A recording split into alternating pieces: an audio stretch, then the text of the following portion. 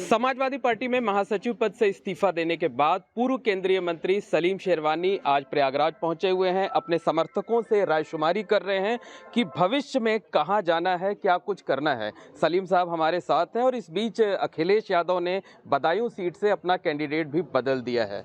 Sir, Badaun seat से अखिलेश यादव ने candidate बदल दिया है, शिवपाल जी को लाए हैं। क्या लगता है, आपकी नाराजगी दूर करने की कोशिश है?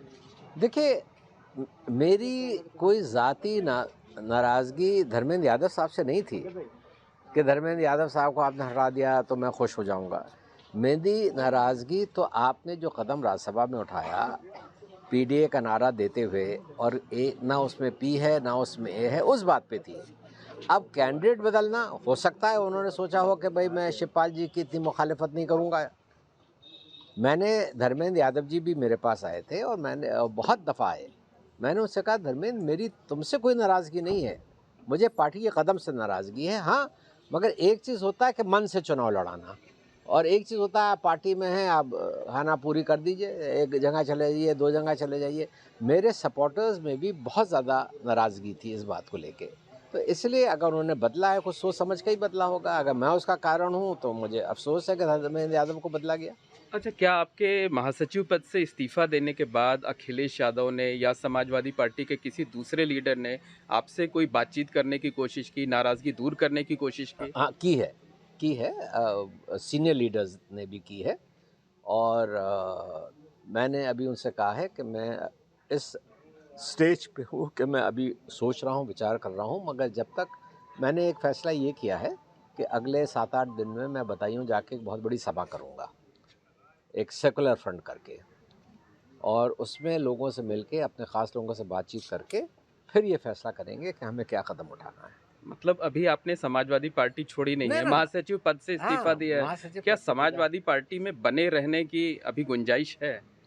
मैंने आपसे ये कहा कि मैं कोई भी फैसला पार्टी छोड़ने का, पार्टी में रहने का, जब तक कि मैं अपने लोगों से बातचीत ना कर लूँ मैं नहीं करूँगा, क्योंकि ये सही भी नहीं है मेरा फैसला करना। भाई पद तो मेरा था, मैंने दे दिया इस्तीफ़ा, मगर हज़ारों लोगों ने मेरे साथ पार्टी ज्वाइन की। कई लोगों को इस वक्त अखिलेश जी ने एमपी का टिकट भी दिया हुआ है, जिनको मैंने कहा देने के लिए।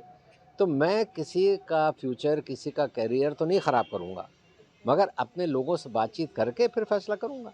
शिवपाल जी से आपके बहुत अच्छे रिश्ते हैं। वो अब आपकी, जहाँ से आप 5 बार सांसद रहे, बदायूं से चुनाव लड़ने जा रहे हैं, उनके नाम का ऐलान हो चुका है। क्या शिवपाल जी से जो रिश्ते हैं उसका सम्मान करते हुए कम से कम लोकसभा चुनाव तक तो बने रह सकते, इसकी संभावना है? देखिए, मैं शिवपाल जी की बहुत इज़्ज़त करता हूँ, और शिवपाल जी को मैं अपने किसी कदम से नुकसान नहीं पहुँचाऊँगा, चाहे पार्टी में रहूँ या ना रहूँ। अब भाई अगर मैंने फ़र्ज़ कीजिए पार्टी छोड़ दी और किसी पार्टी को नहीं जॉइन किया, तो कौन मुझको रोकता है बदायूं जाने से, शिवपाल जी की मदद करने से। मैं कहीं बीएसपी की मदद कर दूंगा, कहीं मैं कांग्रेस की मदद कर दूंगा, कहीं मैं समाजवादी पार्टी की, जहां मैं समझूंगा अच्छे कैंडिडेट लड़ रहे हैं, वो ज़्यादा फ्रीडम है मेरे लिए। अच्छा, अगर समाजवादी पार्टी आप छोड़ते हैं तो विकल्प क्या होंगे? क्या समर्थक क्या बता रहे हैं आपके? ज़रूरी नहीं है विकल्प। मेरे जो समर्थक हैं वो आज जोश में हैं, उनमें से बहुत सारे नौजवान हैं जो मेरी उम्र के हैं। वो कहते हैं कि साहब आपने 40 साल सियासत कर ली, अब घर बैठिए, मत कीजिए, माहौल नहीं है, बुरा माहौल है। जो नौजवान हैं वो कहते हैं नहीं नहीं आपको करनी है, आप हमारे साथ चलिए। तो सबको बुला के ही फैसला करूँगा। ये मैं आपसे बार बार कह रहा हूँ कि मैं अभी कोई फैसला नहीं कर रहा हूँ। अच्छा, आप कांग्रेस पार्टी से आपने शुरुआत की, फिर छोड़ी, फिर कांग्रेस पार्टी से आप चुनाव लड़े, फिर छोड़ा आपने। क्या तीसरी बार कांग्रेस में शामिल हो सकते हैं? हर चीज़ मुमकिन है।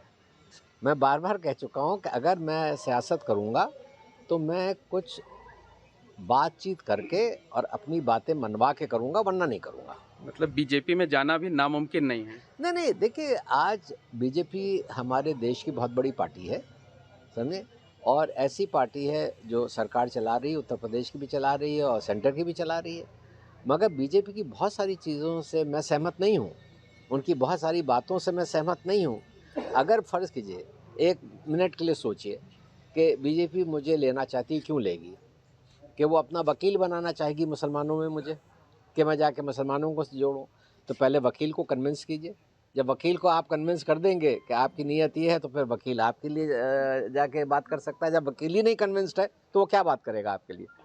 राहुल गांधी जी न्याय यात्रा निकाल रहे हैं, भारी भीड़।